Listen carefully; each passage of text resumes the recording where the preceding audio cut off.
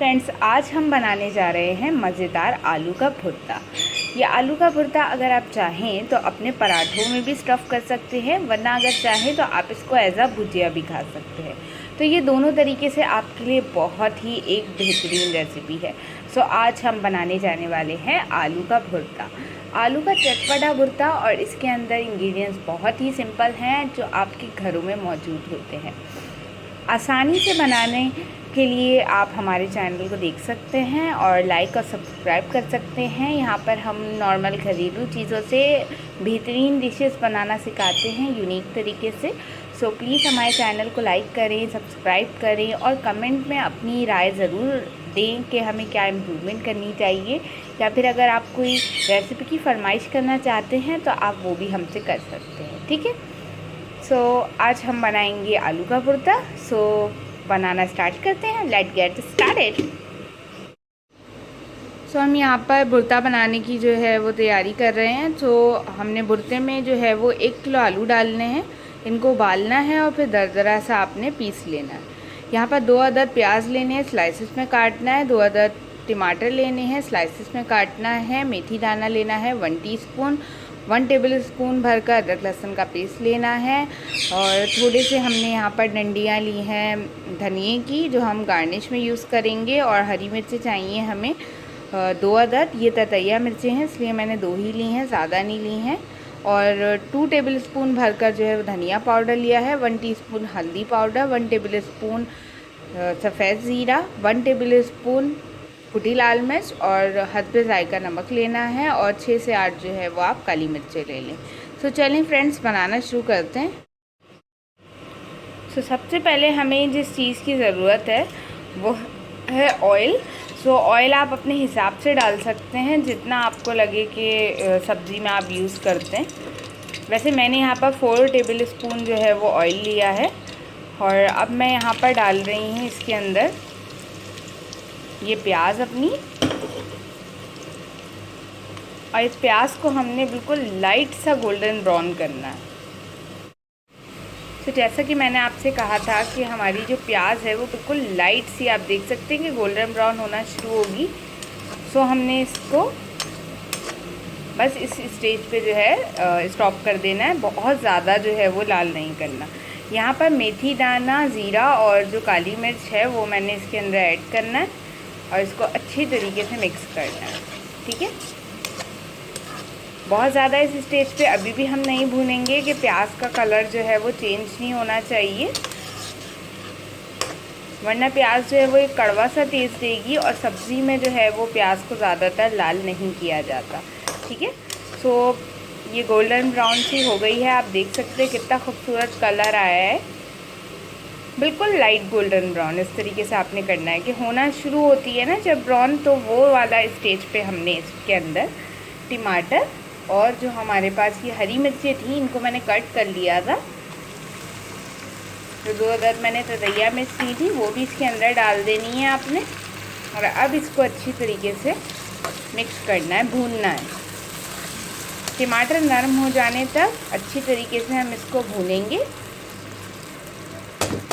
तो मैं इसको भून लेती हूँ।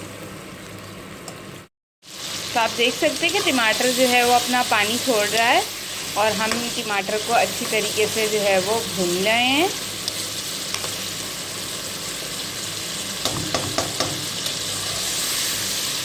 अब जब इस तरीके से टमाटर अपना पूरा पानी छोड़ देगा और नरम हो जाएगा तो इसके अंदर जो है हम शामिल कर देंगे अपने बाकी के सारे मसाले। ठीक है। तो बाकी के सारे ड्राई मसाले हमने इसके अंदर ऐड करने हैं और इसको अच्छी तरीके से जो है वो मिक्स करना है। इन मसालों को 1 से 2 मिनट हम भूनेंगे। इसके बाद एंड में हम इसके अंदर अदरक और लहसुन का पेस्ट जो है वो शामिल करेंगे।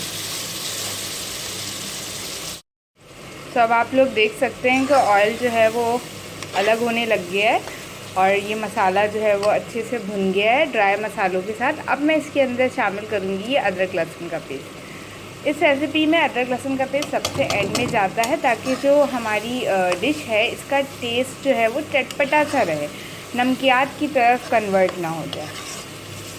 तो अगर आप अदरक लहसुन जो है वो रेसिपीज़ में एंड में डालेंगे तो भी आपका खाना बहुत अच्छा बनेगा। लेकिन अगर गोश्त या आप मुर्गी वगैरह बना रहे हैं तो उसमें मैं आपको सजेस्ट करूँगी कि आप पहले डालें, तो उससे जो है वो गोश्त जो है मीट अच्छा सा टेंडर हो जाता है। लेकिन सब्ज़ी के अंदर कोशिश किया करें कि आप बाद में डालें, क्योंकि इससे सब्ज़ी बहुत ही टेस्टी बनती है। आप एक दफ़ा इस तरीके से बना के ट्राई करिएगा।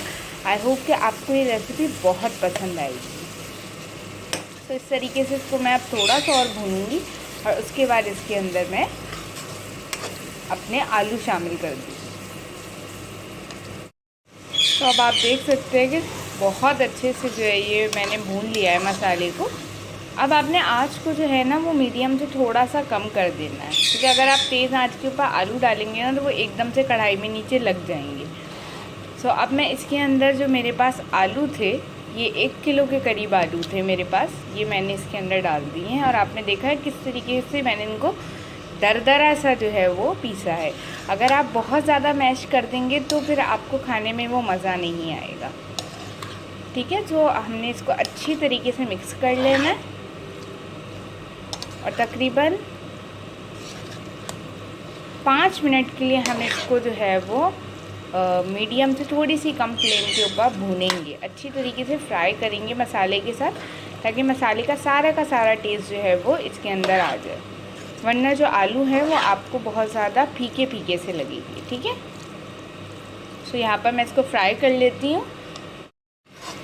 तब आप देख सकते हैं कि मैंने इसको जो है वो 5 मिनट तक लगातार भूना है, वो भी तो मीडियम से थोड़ी सी कम आंच से, बहुत स्लो भी नहीं करिएगा कि वो पके ही नहीं, लेकिन थोड़ी कम आंच से भूनिएगा ताकि ये लगे नहीं। ठीक है, सो अब आप देख सकते हैं कि इसका कलर जो है वो अच्छे से चेंज हो गया है।